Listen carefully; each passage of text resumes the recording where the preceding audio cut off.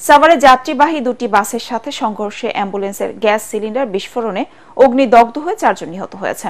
আহত হয়েছে অন্তত 15 জন।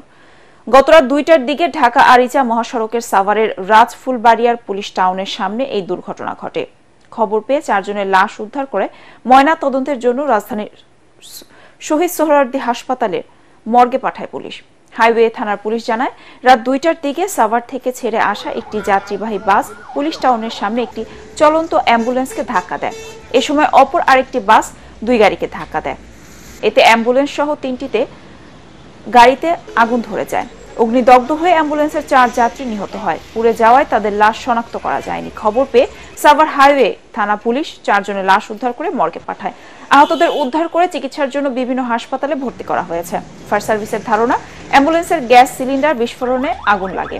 এ সময় 3টি গাড়ি আগুনে পড়ে যায়। খবর পেয়ে সাভার ফায়ার সার্ভিস ঘটনাস্থলে গিয়ে ঘণ্টাখানেক চেষ্টায় আগুন নিয়ন্ত্রণে আনে। নিহতদের নাম পরিচয় এখনো পাওয়া যায়নি। এই ঘটনায় ঢাকা আরিচা মহাসড়কে কয়েক ঘন্টা যান চলাচল বন্ধ থাকে। বর্তমানে যান চলাচল স্বাভাবিক রয়েছে। নিহতের সংখ্যা আরও বাড়তে পারে বলে আশঙ্কা করছে পুলিশ।